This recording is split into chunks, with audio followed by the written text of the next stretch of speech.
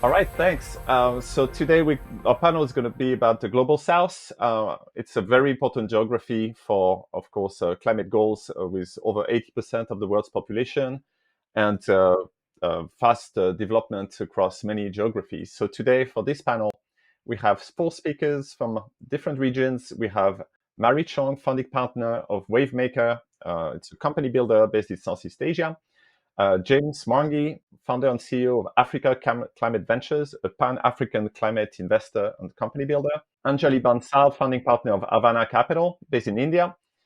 And Matias, Peire, founder and CEO of GridX, targeting Latin America with all kinds of biotech companies, and particularly in climate. So welcome, everybody. Thanks. It's great to have you. So I'll start right away with some questions for you about why the global south matters for decarbonization. Maybe Mary, if you want to get started with that. Well, first of all, I think climate change is a global problem, so all regions matter. I think there is a perception that the solutions come from more developed markets and then slowly make their way into developing markets, and I think that's just a huge missed opportunity. There are different market structures. There are unique problems, unique opportunities, unique challenges that are faced by customers and businesses in the global south and in developing markets across the world. And I think that creates an opportunity to address some of those inefficiencies in the market through the adoption of green technology that goes beyond requiring these customers to pay a green premium or to invest in sustainability. So so I think that's really what it is, and that's why I think climate change is obviously a tremendous threat. I don't think any of us need to be reminded of that, but also an incredible opportunity that represents potentially the next kind of wave of value creation. And it's something that we want developing markets to be a big part of. Okay. Moving on to James. So James, you're a pan-African investor. Africa is known to be host of incredible resources, but relatively few kind of novel technologies. How do you see the deployment of climate technologies in Africa? Where do you see the opportunities? Like, is there a potential for like gigaton scale solutions? I think tremendously so, because I think that there's a tendency for people to be caught up in the conventional wisdom about Africa and climate, which is correct, which is African countries have the lowest per capita emissions of almost any place in the world. So have done the least to create the problem and are facing some of the worst impacts of climate change. That puts a lot of the discussion about Africa in the framing of how do we help these poor climate victims. But it obscures another reality, which is Africa is richly endowed with a combination of a range of natural resources, everything from a lot of the world's virgin natural forests, geological assets, just land at scale. The land mass of Africa, people are often surprised by just sheerly how large it is. Massive quantities of untapped renewable energy, something like 60% of the world's untapped renewable energy potential, and the world's youngest and fastest growing workforce. If you have any technology or use case that could use labor, natural resources, or energy, chances are, if you're trying to do it at scale, one of the best places to scale is in Africa. And there are three pathways that we are very excited about it at Africa Climate Ventures. The first one is the reality that as the place with the largest population by the middle of this century, the biggest returns to leapfrogging to non-emitting technologies for on-continent consumption is in Africa. The easiest coal plant to shut down is the one you haven't built yet. The easiest construction sector to set up in a green way is the one where you don't have to displace traditional high-emitting cement and steel, and so on. So that's the first thing. The second thing is, if we buy that the world is increasingly going to be looking at climate competitiveness, Africa has structural advantages in terms of its ability to produce at low emissions, both because it has a lower installed base of high emitting infrastructure. And secondly, it's particularly well positioned for certain technologies. So if you're thinking about everything from green hydrogen, green ammonia, and so on, there's a lot to think about in terms of Africa's positioning to immediately adopt these without having a red ocean of competing alternatives. And finally, once you really zero in on the scale of carbon removal we're going to have to do across the planet, whether you're thinking about nature-based solutions or you're thinking about engineered opportunities or things in between, like biochar, like enhanced weathering, in case after case, what you find is multiple countries in Africa have some of the best conditions for deploying at scale of anywhere in the world. It's just a question of bringing them to the fore, which is what we do. Excellent. And actually, since James mentioned that Africa will have the world's largest population as a continent by the middle of the century, if we look at the Indian subcontinent, I'm turning to you, Anjali, that it currently has the world's largest population of any single country. So what do you see in India? What is happening in terms of climate tech and technology deployment? Well, Ben, India, of course, has the world's youngest and largest young population today. So it's both the most populous country, it's also the youngest country. It's also remarkably digitally adopted. So we have about 700 million smartphone users, and the numbers in India are just large on anything. And so consequently, when we think about solving problems, and climate, of course, is a global problem, it needs to be solved through a globally collaborative effort. India is integral to any global climate solution, and climatic systems, as we all know, are actually globally integrated. And consequently, when we combine this young population with a very high rate of technology adoption, plus we are fairly unique in India in building public infrastructure on the digital side. And so things like, and some of you who are familiar with the country would know of our unified payment system, our large scale. I mean, we've leapfrogged twice already. We've leapfrogged from fixed line to mobile telephony, lowest cost data network in the world. Also, absolutely real-time settled payment systems. So given all of this, we have leapfrogged. We believe that there are leapfrogs that will happen in climate as well. And climate is not a monolithic sector. Underlying climate, it's a theme. Underlying climate, there are a lot of different moving pieces. There are both bits and atoms. So you have to think about the soft tech, if you will, and the hard tech / deep tech. Where we are seeing opportunities here is if we look at, and as Avaana Climate and Sustainability Fund, we are the first climate-focused fund in India, and we look at early-stage companies where there are core technology and innovation solving for either mitigation, adaptation, or resilience.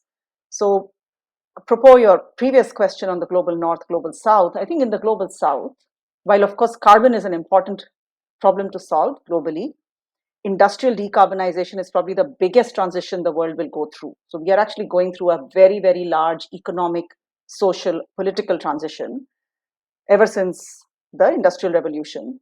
The scale of that will be acutely felt in the global south. And it is beyond decarbonization. It is the here and now of adaptation, of transitioning our economies. And our economy is growing at a very robust rate, and we need it to grow at 6 to 9% GDP over the next 25 years. So the transition from a high carbon growth pathway to a low carbon growth pathway and building resilience in some very vulnerable populations that are at risk from food security interruptions and weather related interruptions in food supply chains and so on. So I think the opportunity set is massive. The combination of a young technology enabled population, a spurt of entrepreneurship. India is also the third largest startup ecosystem in the world today. Very supportive, enabling policy regime. And we do know that in sectors underlying climate, and we invest in these three sectors: energy transition and resources, so water, waste, circularity, carbon markets, etc. So there's energy, agriculture, so climate resilient agriculture and food systems, and supply chain market linkages, right? So if you think about energy security, food security, and supply chains, policy is a very significant enabler. Putting that together, so technology is ready, policy is supportive, and our markets are ready. So that is really the trifecta that is powering a lot of the climate innovation coming out of India. And it's not just solving for India, but we are actually investing in companies that are creating unique frugal tech solutions that are relevant for India, but also for the world. And we can talk more later. Excellent. Actually, moving on to Matias from GridX. So you're based in Latin America, and when you hear what Anjali talked about in India with the supportive government, crazy entrepreneurial ecosystem, great markets, capital being more and more accessible. How do you?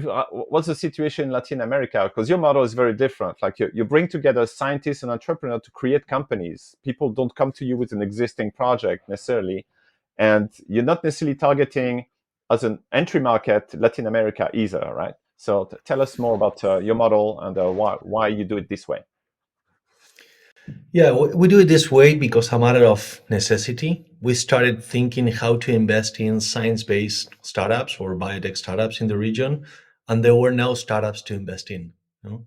So we have a huge, very high-profile pool of talent in the region, but nothing from that pool of talent is coming out as a company or as an opportunity for creating real impact. No, so I think that is something that we can see in all in all these countries, these emerging countries, that the spread between the talent that we have and the impact in terms of companies of real value that this talent is creating in their own countries is an opportunity. We say that it's like an arbitrage opportunity, because there is a lot of talent, but no companies coming out from that talent. So we approached this model because we saw that there was a lot of scientific talent in the region. We have today 200,000 researchers in life sciences in the region, and almost no companies coming out from there. So uh, from there, we started this process to connect these scientists with entrepreneurs, and together they are creating these companies with our program. And after that, we invest in them and help them to go abroad to raise more funds, because our companies are like focusing on R&D, so they are going to need more funding, and that kind of funding is not in the region, so they have to go abroad. But I think one opportunity that we see that is huge in Latin America, and I think in the rest of the countries as well could happen, is this spread between the talent that we have and the real solutions that we can deploy and make from the region.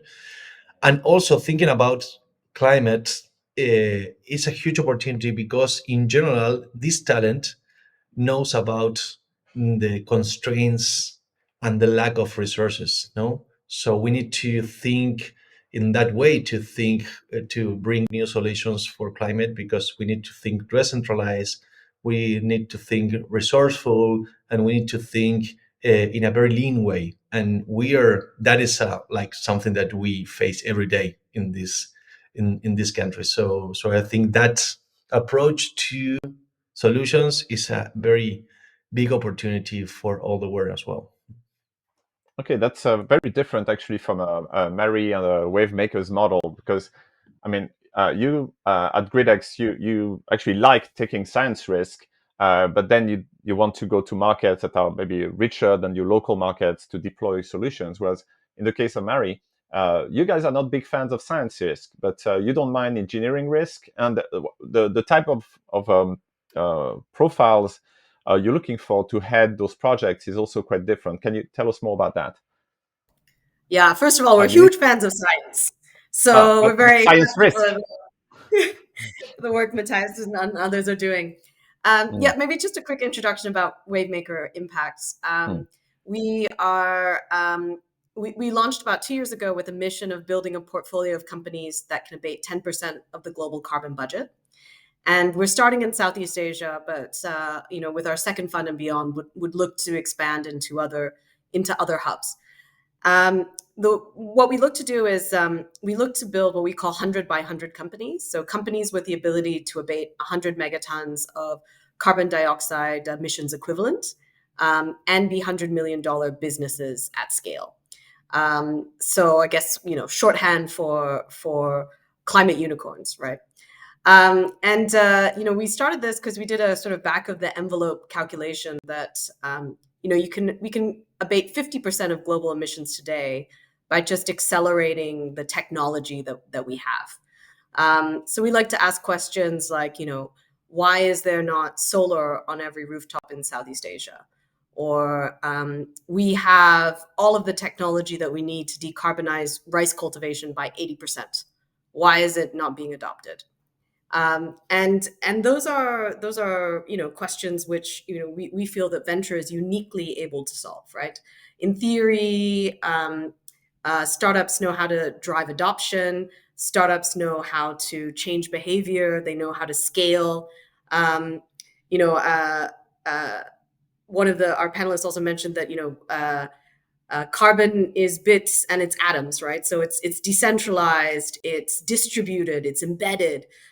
So any solution that is able to go after 100 megatons of emissions at scale, has to be scalable, and has to grow quickly. So what we do have in Southeast Asia, we don't have a lot of. It's a very nascent climate tech community at the moment. So I would say it would be difficult to do a pure play VC fund just targeting Southeast Asia, because there just simply isn't the deal flow. But what we do have is we have an incredible pool of talented entrepreneurs. Many of them who've built large companies, exited those companies, and are hungry to build their second company. Most of them come from a pure SaaS background, or in some cases of our founders, sort of physical businesses that they've grown, and they would love to do something that impacts the world, but they just don't know what, right? And I don't think it's necessarily rocket science to figure out some of the plays that we do, but it would take a founder on their own, maybe 2 or 3 years, lots of trial and error. And I suppose our value proposition to founders with that sort of profile is come and work with us. And in 6 months, we'll find an opportunity that you're passionate about, a problem that you love solving in the climate space that has this 100 by 100 potential. Okay, I see, James. You seem that idea seems to resonate with you. Like, what's is it similar to the approach you're taking for Africa?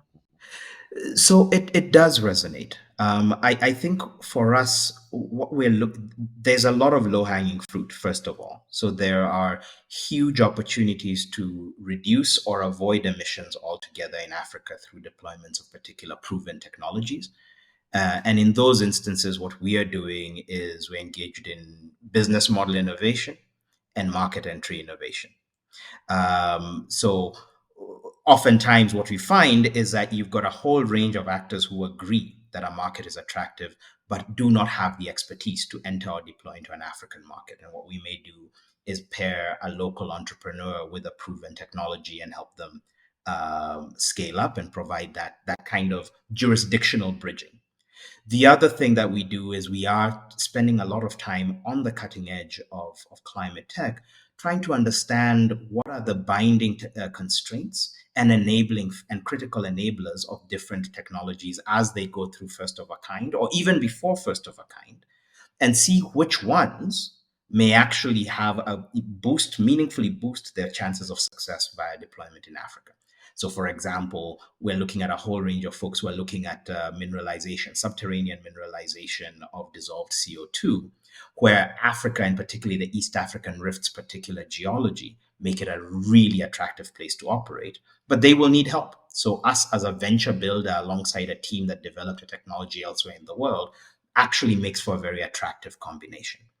And then finally, what we hope to do in that context is begin to inspire, and by virtue of being a relatively young continent, you have a whole lot of new entrants into the workforce, highlighting the pathway around either making marginal improvements to existing climate tech or going straight to the coalface of wrong word, but going to early stage innovation in academia is something that we hope to trigger in the fullness of time.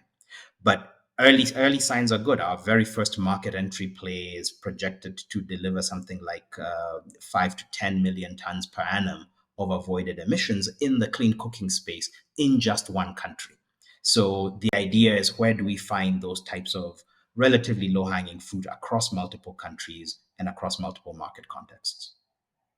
Okay. And Anjali, I'm actually curious about what's the situation in India regarding deployment of new technologies, because in some cases, governments, local governments, national governments are kind of reluctant or slow, and there's a lot of red tape to do anything, even for solutions that are beneficial to the planet on reducing carbon emissions. What's the situation in India? Do you see any difficulty there, or do you see, on the contrary, support? So there is a saying about India: everything you say about India that is true, the opposite is equally true. So yes, Ben, it is difficult, but no, Ben, it is also not so difficult. So let me start with the positives. I think on the positive side, Marie mentioned this earlier as well, we are actually seeing some very, very strong entrepreneurial talent that is saying, hey, I don't necessarily want to build the next fintech, e-commerce, crypto company. I actually want to really solve a big problem, right? So that's solving a big problem. When we put it at the center of, and that's really what entrepreneurship is all about. When the unicorns came later, first what came was, why did people do startups? Because they wanted to solve an intractable problem. And we have founders like that. We have a company called Iki Foods, which is actually growing tomatoes and everyday vegetables, tomato, cucumber, and so on, in 50 degrees Celsius temperature in Rajasthan, 80% less water usage, marginal electricity, no greenhouse, no cocoa peat, precision. So they've got a patented material science-based growing chamber where they suspend the roots, so you don't need a greenhouse. It's not energy intensive. And these guys could have done anything. Very, very smart mechanical engineers. They decided to solve the problem of high quality, fresh produce, nutrition availability to average Indians. And so consequently, they're able to grow tomatoes at 10 cents a kilogram, cost base, and sell it at market prices. So this is not leafy greens. This is not, luxury vegetables, if you will. So we are, on the one hand, we are seeing people like that who want to solve very large problems. On the other hand, all the challenges of early technology adoption. And in India now we are seeing sort of 2 decades of entrepreneurship, but mostly on the digital side. So mostly on the bits and bytes, less on the atoms, molecules. So, and so much of climate solutioning is really about physics and chemistry and engineering. So when you bring all of that together, you do have a very different cycle of growth. And that understanding, I think, is still relatively nascent. It is growing, and hopefully it will grow fast, that we will not see the same kind of adoption curves for, call it hard tech, if you will, and hardware related businesses. As Avaana, while we track emerging technologies, so we take us, I've been fascinated to hear about the different approaches, and I will check in with all my fellow panelists later on to see what we can share. The approach we have taken is we are not equipped to do lab stage science. Lab stage science is a problem that needs to be solved differently. We are supporting it, but in a different way, not through it's not venture investable necessarily today. So we take technologies that are coming out of labs or business process innovation, model innovation that is coming out of entrepreneurs. And at the stage of commercialization, our secret sauce and our superpower is we know how to help scale. So we help them get to market, accelerate their growth, bring in the right industry linkages, accelerate their adoption, because a lot of these technologies need to get adopted in large companies and large corporate supply chains. We are probably the best positioned fund, forget climate, otherwise even in general we see in India, through our corporate and industry linkages because of the kind of backgrounds all of us on the team have. So that's how we work with, take technologies that are at the cusp of commercialization, help them get to market, and then create impact at scale and consequently produce returns. So we take a very thesis-led approach. I heard someone say that you define what are the big problems. So we have, in our chosen sectors, we say, okay, what are the big problems? Lots of big problems, and then we track those spaces. So we do a lot of, while we get inbound, we see about 200 deals every quarter. And there's if you will, a virtuous flywheel. Founders refer other founders to us. But we also do a lot of thesis building and outbound marketing, market mapping, and sometimes even incepting and seeding ideas with smart founders. So we met a team that was saying, hey, we will do consumer level carbon footprinting. And he said, no one's going to pay for this, right? So why don't you shift to enterprise? And they did. So we do a bunch of this inception as well. And sometimes they come back to us, sometimes they don't. Often they do. And that's really, I think, the contribution we make. James, you mentioned science. I think anything that you can solve in India for 1.4 billion people at a very, very price sensitive cost base can be solved for anybody. So if we can do hydrogen at $1 here, that's terrific. Huge amounts, huge tonnage of inedible biomass. What can we do with that to either turn it into fuel or to apply synthetic bio and create sort of food material or packaging material out of it? And I can keep going. I mean, today we are at a place where a new unit of solar energy actually costs less than a new unit of thermal. I mean, I sit on the board of one of India's largest power companies, Tata Power, and I've seen this journey over the last 15 years. So when you see the markets inflex, that's when magic happens. But we have to keep seeding the early stage so that it is ready for that market inflection. And sometimes we drive that market inflection. But it is not straightforward. I think there's a lot of learning that we still have to do as a venture community and not expect this to have the same kind of SaaS type hockey stick growth curves. I think we have to be careful about that. Yeah, thanks, Anjali. That's very promising. And actually, I'm turning now to Matias, because so most of what has been described so far are solutions that avoid having a green premium and ideally target a green discount so that the cleaner solution is economically better. But in your case, you don't shy away from having a potentially huge green premium to get started with more like a breakthrough type of solutions. Are there particular categories you're looking at within the vast landscape of bio that you cover? Yes, we think that we have to expand the visions about climate, and not talk only about carbon, no, removal or capturing, and we have to think about planetary limits, because there are a lot of opportunities there. And when you start thinking about climate in that way, as always, Sean O'Sullivan mentioned, and we also think the same. We have to think in terms of change the means of production. No? So if you think that you have to change the means of production, there are a lot of solutions that you have to do in agriculture.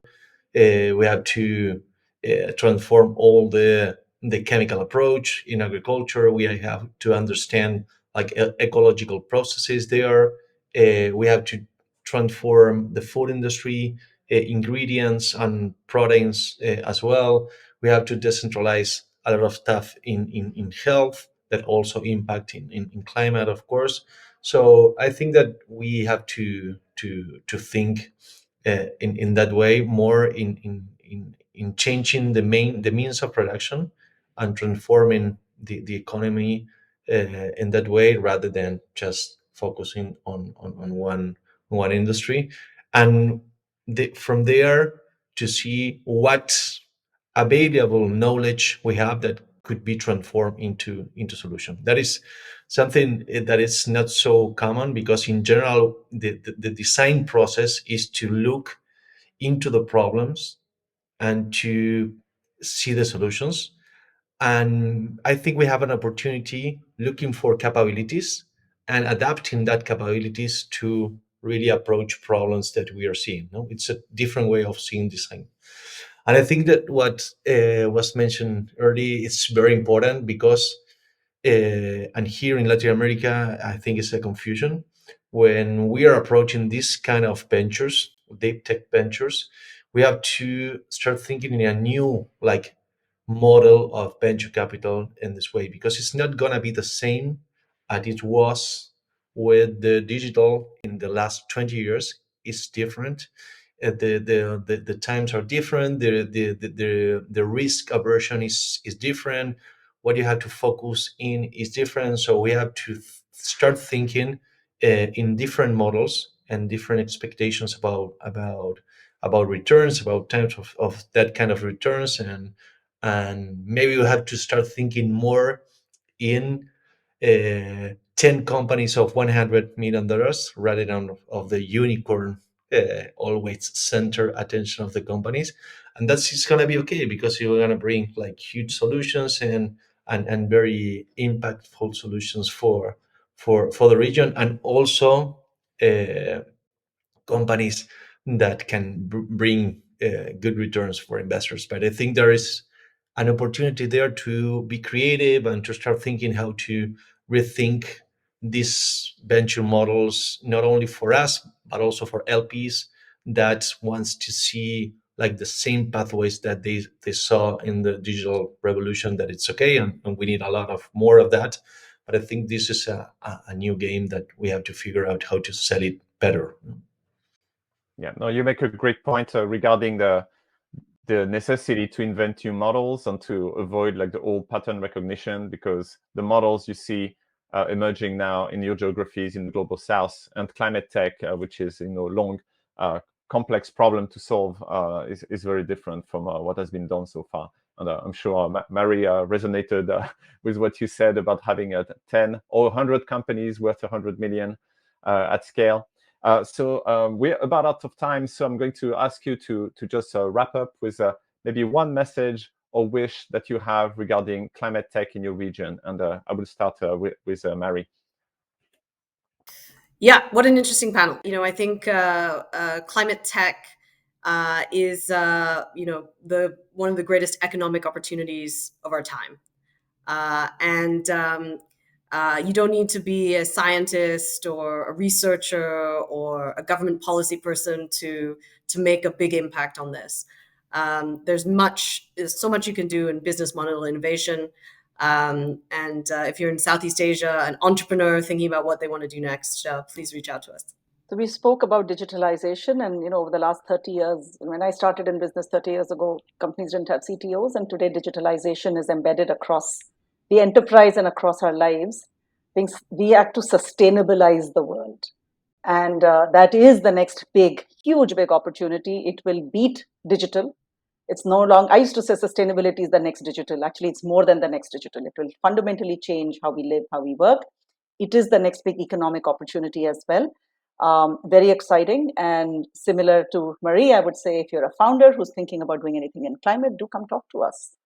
Two short things. One, that's coming out from Latin America, as is the region, the most biodiverse region in the world. We want to say that biodiversity, we have to see it as a matter of ecological balance is okay, but also it's an opportunity to see it as an asset. Biodiversity is today an asset. With synthetic biology, we can do a lot of stuff understanding nature and evolution. And another thing I want to say is that we need more entrepreneurs coming out from not coming from the science side, jumping in this conversation, because it's possible. Even if you don't know nothing about science, you can start a conversation, you can go deep in that conversation, and you can be very, very impactful in that conversation. And you need to cross in this complex world, to cross boundaries, to really have complex solutions for what we are seeing. James? Thank you. So firstly, just marveling at the level of, I think, violent agreement among all of us. There's so many common threads, across the various narratives, and I look forward to both learning from and connecting with my fellow panelists. I think a point that was made that I just emphasize again: we are at the dawn of one of the fastest, most far-reaching industrial revolutions in human history. The only debate we're having right now about climate tech and the shift to climate smart solutions is whether it'll take 15 years, which will be bad, 25 years, which will be very bad, or 35 years, which will be very, very bad, to get there. But this is going to be a transition that impacts every aspect of how we live. And to the point that was made earlier, it means entrepreneurial opportunities across the board. And so for me, where I like to live is, let's live in the future. Let's actually ask, what does Africa need to look like in 2040 or 2050, not just for it to have survived the climate transition, but for the planet as a whole, because every part of the world is in it together. Once you futurecast, then things that look impossible or difficult to imagine. I live in a country that was the first pioneer of broad-based adoption of mobile money. Within 7 years of mobile phones becoming widely used, those types of leapfrogs are possible and can continue. We just need to recognize the future that we're working towards. And I'm really excited to be part of working towards that with others around the world. All right. Well, thanks everyone for your amazing insights, and back to the SOSV Climate Tech Summit.